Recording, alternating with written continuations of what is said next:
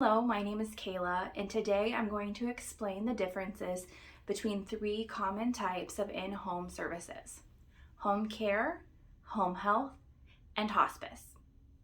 Home care is non-medical caregiving. Generally, it is private pay, but some long-term care insurances will help pay, and if you have Medicaid waiver, sometimes you can get some hours that are paid for by Medicaid waiver. The hours that caregivers work can go anywhere between 1 hour to 24-hour increments. It just depends on the needs and what that agency is available to do. The focus of non-medical caregiving is activities of daily living and instrumental activities of daily living. What that means is everything from bathing, dressing, getting your teeth brushed, toileting, and more complex things like cooking, cleaning, housekeeping, laundry, running errands, medication reminders. Those are all things that home care can provide. Home care is non-medical, meaning you do not have to have a medical license to open a home care company. I myself am a registered nurse, and when I started my home care company, I was a bit surprised by that, but that doesn't mean that home care companies who don't have a nurse running them are any less helpful. It's just good to know that there is not a license required to be a home care. There is also no medical physician order required for home care. So that means at any time you decide that you or your loved one needs home care, you don't need a doctor's order. You can simply call the agency that you want to use and start home care immediately. Home care can be short-term or long-term. Maybe you're going on a vacation and you need someone to just be there for your mom or dad while you're gone, and then when you come back, you're going to stop services. Or maybe your parent wants to stay at home. You don't want to move them to a facility, so you want that long-term. Or perhaps your parent lives in a facility and you want them to have one-on-one care. That's when you could bring home care in.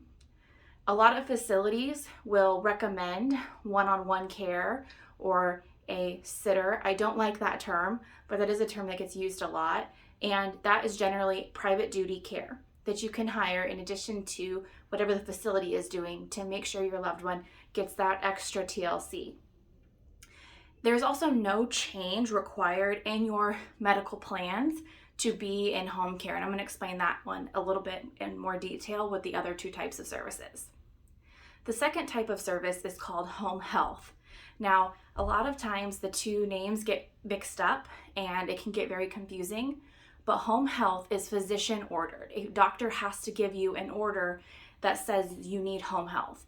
Generally, this happens after hospitalization, especially with orthopedic surgeries or cardiac surgeries, and it is a nurse, a physician, a PT, like a physical therapist, an occupational therapist, a speech therapist. It can be any combination of those, but nursing has to be involved, and that is paid for by your insurance. Not all insurances pay 100%, so you do need to know your insurance policy, and then Medicare also pays for that, and Medicaid can pay for that as well.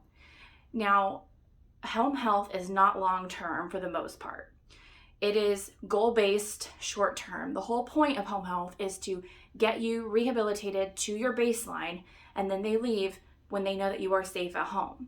Now, there's two ways that you can get out of home health. One is you do really well and you get to your baseline, and then at that point, the home health agency would discharge you and you would be fine living on your own in your home. The other way is you're not hitting those baselines, you're actually going down, or they see that you're not safe to be at home, and then what they might do is recommend long-term care or even hospice. When you have home health, it's still okay to go to the hospital if you need anything. In fact, when I worked in home health, there were several times where I needed to send my client to the hospital when they were not progressing in their goals or there was some kind of medical emergency. The third type of in-home service that I'm going to talk about is hospice. Now, a lot of times when people hear that word, they instantly cringe and think this means someone is dying, and it does, but it's a lot more than that. Hospice is for anyone with a terminal illness that gives them a life expectancy of 6 months or less.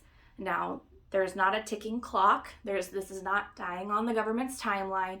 No one's going to tell you that you only have 6 months and then you're out.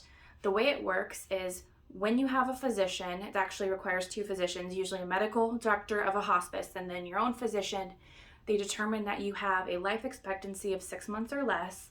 At that point, you are evaluated, and if you qualify for hospice services, you're first given 2 90-day periods where the nurse, social work, chaplain, holistic services, hospice aide, which is like a CNA, they can all come in and take care of you and help you with whatever your goals are. If it's pain management, or maybe you need help breathing and you need, oxygen or your medications or whatever that might be. Generally, it needs to be comfort focused. So the biggest things that we focus on in hospice are pain management and like respiratory comfort, making sure that person is as comfortable as possible.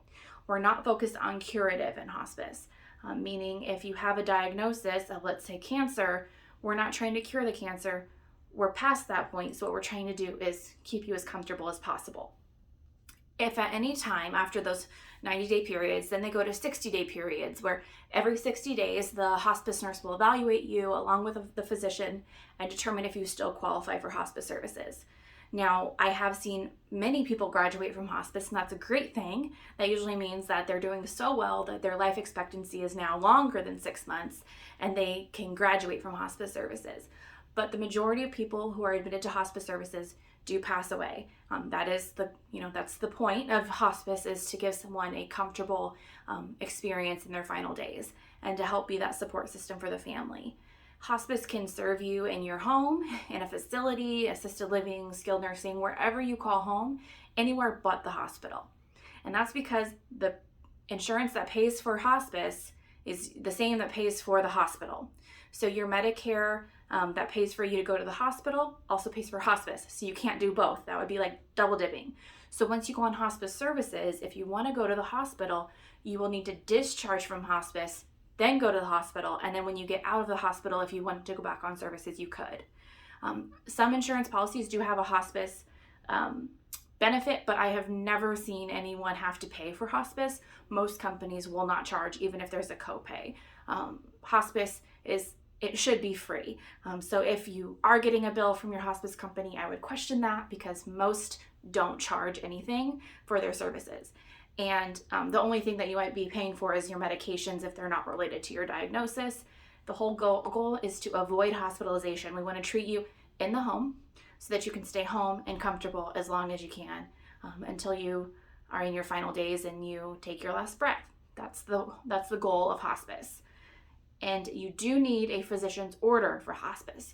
So if you think that your loved one has been declining, maybe they have a diagnosis that would qualify them, they're not eating as much, they're not drinking as much, they're falling a lot, they're going to the hospital a lot, and you think, okay, I think I want hospice, talk to your doctor first, because we can't get you on hospice services if you don't have that physician's order saying that you qualify or that you need hospice and that you can be evaluated for hospice. Now, the wonderful thing about this is, although these 3 things are very different, they kind of intertwine a bit. So you can have home care and home health. You can have home care and hospice. You can't have hospice and home health. But a lot of times what happens is someone who's declining in home health will go on to hospice, and someone who graduates from hospice might go on to home health for a little bit and do some therapies. So the 3 systems work together really well, and we try and use the 3 systems for whichever one is best for the client at the time. So if you have any questions about any of these services, or you're wondering which one might be a good option for you, please send me a message at Kayla, that's Kayla, at truenorthhomecare.com. I'd love to meet with you. We can discuss some of your options. I have been a home health nurse and a hospice nurse, and I own a home care company now, so I'm very familiar with all 3 of those options. I'm actually a certified hospice and palliative care nurse, so palliative care is my passion, and I would love to be able to help you decide which option is the right one for you or for your family member. If videos like this are helpful for you and you'd like to learn more, please like and subscribe. I will try and send these videos out as often as possible to educate the community.